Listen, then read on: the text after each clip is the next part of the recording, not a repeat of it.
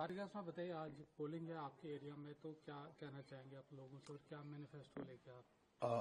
सबसे पहले मैं अभी जा रहा हूँ, दौड़ रहा हूँ वहाँ पोलिंग स्टेशन पर, ताकि मैं अपने वोट का इस्तेमाल कर सकूँ। और यही अपील है फर्स्ट मेरी तरफ से वोटर्स से, जहाँ भी आज वोट डाले जा रहे हैं फर्स्ट फेज में, कि निकल आए, वोट अपना इस्तेमाल कर लें, वोट डालें। ये एक अपॉर्चुनिटी है हमारे लिए, पूरे आवाम के लिए, और इसका भरपूर इस्तेमाल किया जाना चाहिए। और दूसरी गुजारिश मेरी यही है कि अमन व अमान कायम रखना बहुत ज़रूरी है, और इसमें कौन जीते कौन हारे वो आवाम आपने ही फैसला करना है, आवाम ने फैसला करना है। तो इस वजह से अमन से कायदे के मुताबिक जो भी आपका हक बनता है उसका इस्तेमाल कर लें। और जहाँ तक मंशूर का ताल्लुक है, हमारा मंशूर सिर्फ ये है कि जम्मू कश्मीर के ये चुनाव एक अनप्रेसिडेंटेड पस मंज़र में हो रहे हैं। अनप्रेसिडेंटेड इस लिहाज से कि आपको मालूम होगा कि 6 साल के बाद 2018 में असम्बली, और तब से वो भंग हो गई, आज तक असम्बली नहीं, कहीं और किसी खत्ते में ऐसा हुआ नहीं है। और इसके अलावा अभी सुप्रीम कोर्ट की मुदाखलत से ऐसा इलेक्शन का प्रोसेस शुरू हुआ, लेकिन इसके साथ ही सरकार ने वादा किया था स्टेटहुड रेस्टोर कर लेंगे। वो जो हमारी मांग रही है कि जो छीना गया वो तो दे दो, हम और कुछ नहीं मांगते। अमन मांगते हैं, यकजहती मांगते हैं, भाईचारा मांगते हैं, लेकिन इसके साथ डिग्निफाइड लाइफ चाहते हैं हमारे आवाम, जम्मू के, कश्मीर के, लद्दाख के। और उस डिग्निटी में ये है कि जो हमारा कॉन्स्टिट्यूशनली गारंटीड राइट्स हैं उनको आपने लिया हमें पूछे बिना, उनको रेस्टोर करने की मांग ही बुनियादी मांग है हमारी, जहाँ तक मंशूर का ताल्लुक है। और फिर इसके अलावा जैसा कि अभी आपको मालूम होगा, रिसेंटली फिर एक और अमेंडमेंट लाई गई रीऑर्गेनाइजेशन एक्ट में, जिसमें फर्दर डिसएम्पावर किया गया लेजिस्लेचर को भी, कैबिनेट को भी, यानी जो एक इलेक्शन का राइट है कायदे के मुताबिक, उसको भी कमज़ोर किया गया। वो इसलिए कि ज़्यादा इख्तियारात दिए गए एलजी को, जो इलेक्टेड रिप्रेजेंटेटिव है, जो जिसका मतलब नुमाइंदगी का हक नहीं है लोगों की करने का।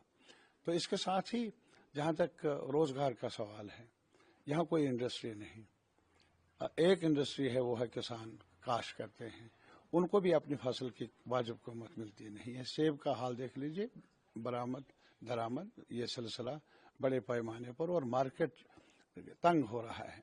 और इसके अलावा जहाँ तक पढ़े लिखे नौजवानों का ताल्लुक है, अगर आप अभी जाएंगे तहकीकात कर लेंगे, कंप्यूटर साइंस में जिन्होंने ग्रेजुएशन की है, पढ़ाई की है, या एमएससी किया है, पोस्ट ग्रेजुएशन, वो बेचारे दरबदर हैं, ठोकरें खा रहे हैं, और कहीं अब ऑटो चला रहे हैं कंप्यूटर साइंस में पढ़ाई के बाद। ये एक बड़ा मसला है हमारे लिए, हमारे नौजवान के लिए। जम्मू में भी ये मसला है, कश्मीर में मसला है, लद्दाख में भी ये मसला है।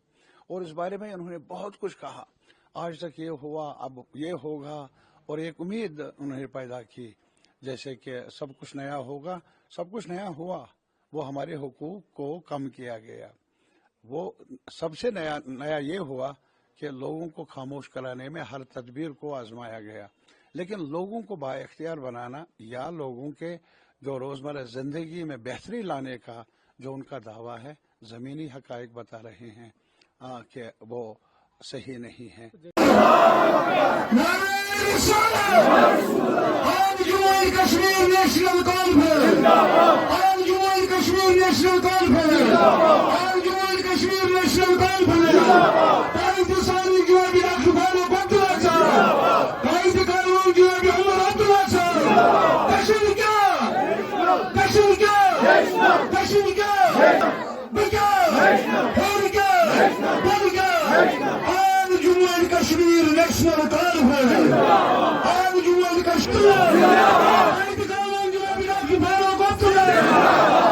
थोड़ा कस पास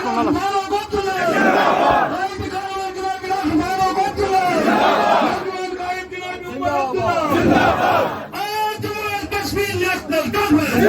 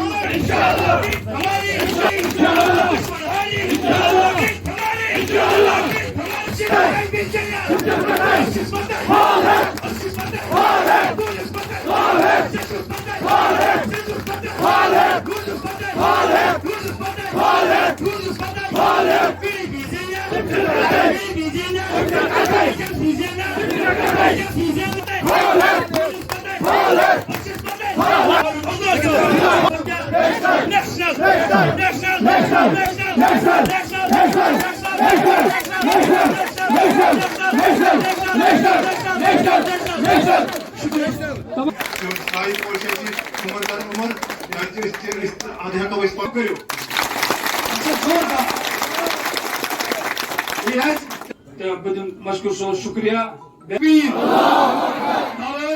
اور جموں اینڈ کشمیر نیشنل جناب ڈاکٹر فاروق صاحب جناب عمر عبداللہ صاحب